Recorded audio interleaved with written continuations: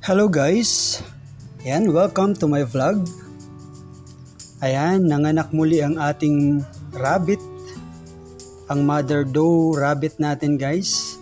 Actually, pangalawang anak niya na ito. Yung first na anak niya ay sa kasamaang palad.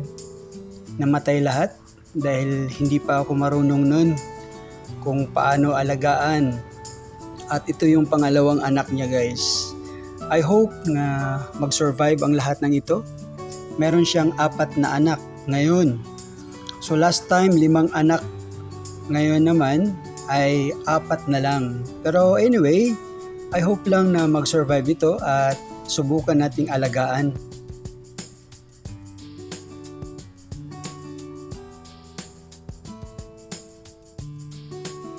Yung dating anak niya, yung mga namatay, 3 puti sana yun. Tapos 2 yung kakulay nung nanay nila.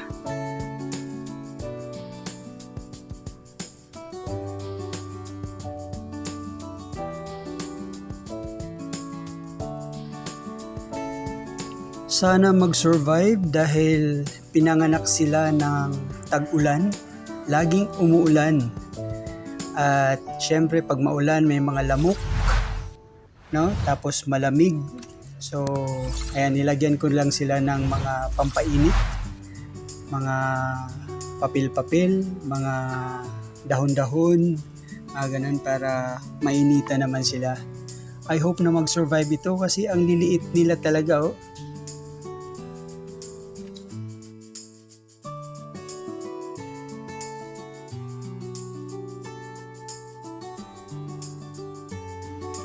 Ito nakikita natin na nagpapadede yung nanay. So bihira lang yan nagpapakita ang nanay na nagpapadede. Kaya yan, so sa tingin natin ay mag-survive naman kasi nagpapadede yung nanay. Kung sakaling hindi nagpapadede yung nanay guys, kung nakikita nyo na payat yung tiyan ng inyong mga kids, so pwede nyo puwersahin ang nanay na magpadede. Ang gagawin nyo lang ay hawakan nyo yung likod ng nanay, tapos ilagay nyo doon sa mga kit niya para siya ay magpapadidi na.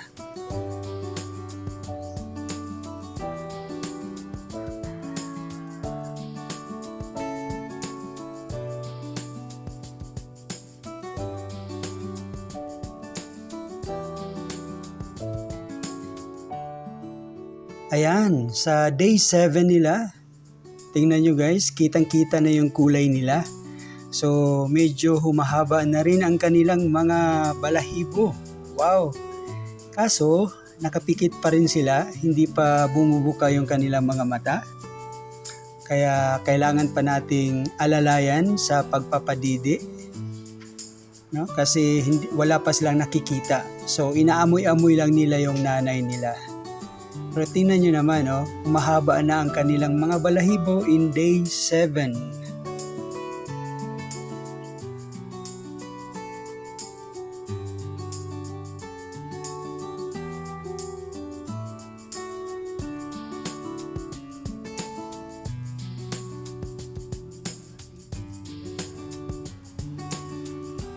Wow! Sa day 10 guys, tingnan nyo.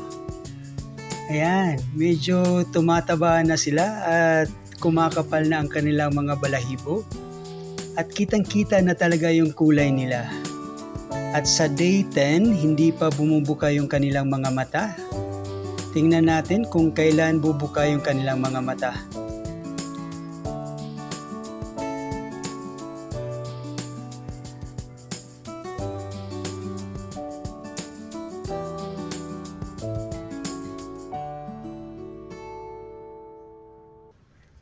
Ayan, sa day 11 guys, look. Yung 2 nila bumubuka ng kanilang mga mata at ayan, naglalakad na rin sila. Marunong na silang tumayo. So, in day 11, 2 sa kanila ay bumubuka na yung kanilang mga mata. Alright, so abangan natin yan. bukas sa day 12 kung bubuka na ba ang mata ng lahat ng ating mga kids.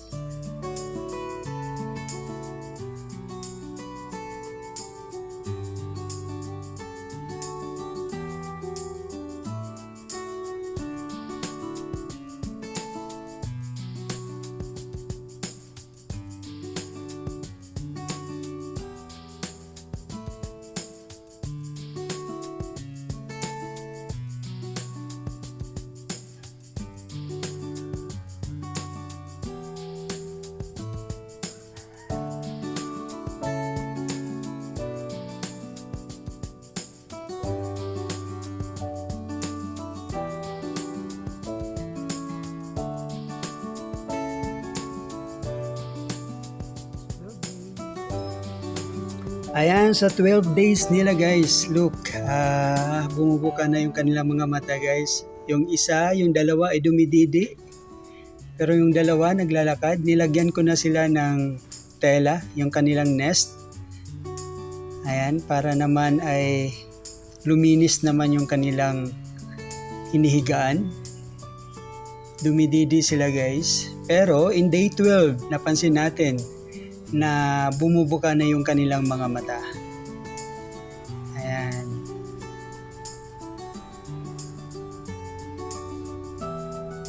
At marunong na silang maglakad. Kaya merong kakao, kung napansin nyo, merong kakao doon dahil lumulusot sila doon.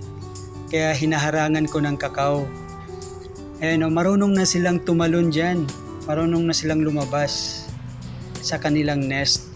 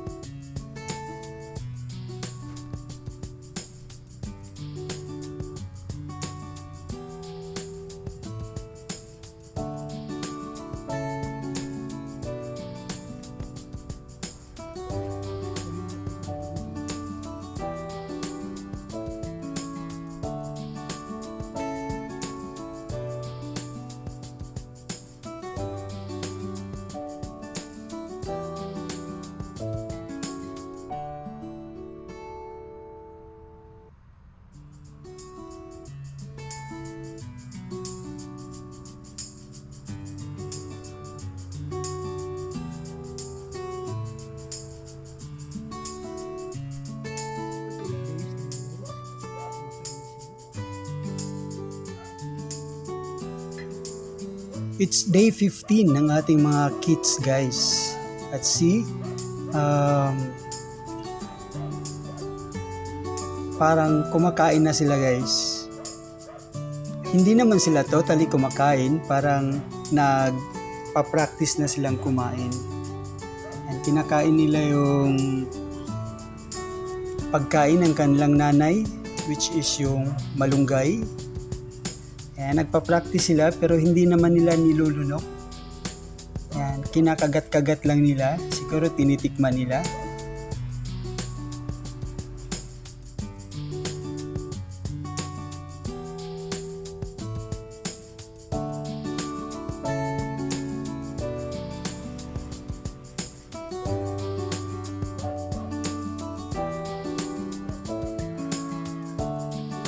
Ayan, sa 28 days guys, tingnan nyo naman, ang lalaki na nila.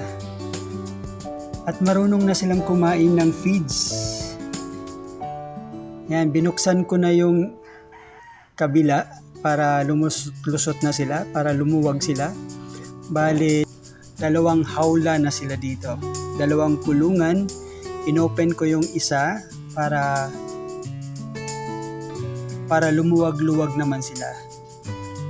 Ayan, napansin ko marunong na silang kumain ng feeds at marunong na rin silang uminom in 28 days nila guys.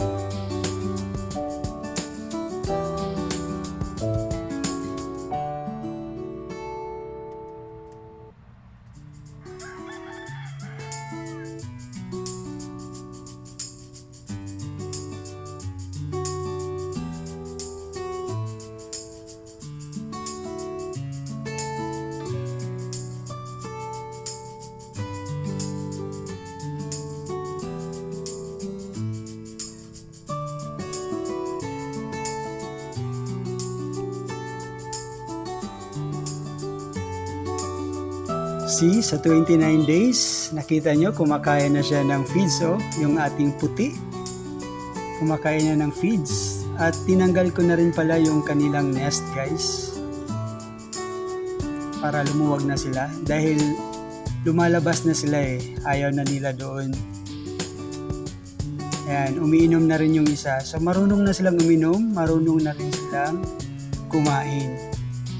Pero hindi pa sapat para iwalay natin sila sa kanilang mother doe.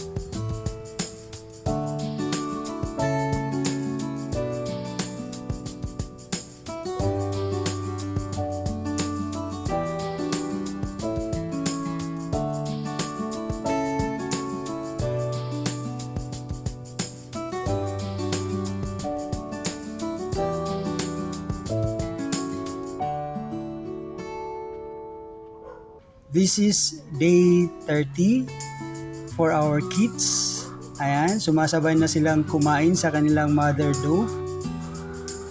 Marunong na talaga silang kumain. Ayan. Pero hindi ko pa sila ihihiwalay dahil nakikita ko dumidede pa rin sila sa kanilang nanay. Kaya saka ko na sila ihiwalay pag yung aawayin na sila ng nanay nila. So, dyan ko na sila ihiwalay. Siguro mga 40 or 45 days yan. Titingnan natin.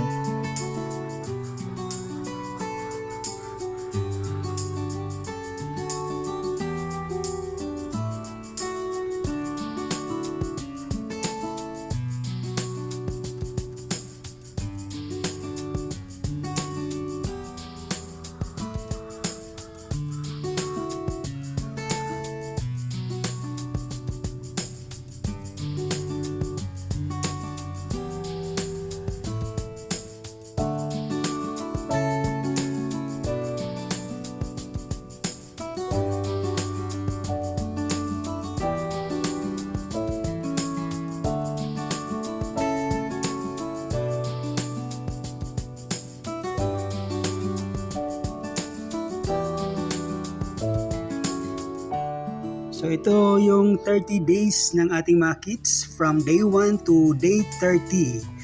I hope na nag-enjoy kayo sa ating videos. And don't forget to support my channel, guys. Don't forget to subscribe and like. Hit the like button. Salamat sa suporta. Salamat sa panunood ng video na ito. Hanggang sa muli. Maraming salamat. God bless. Bye-bye.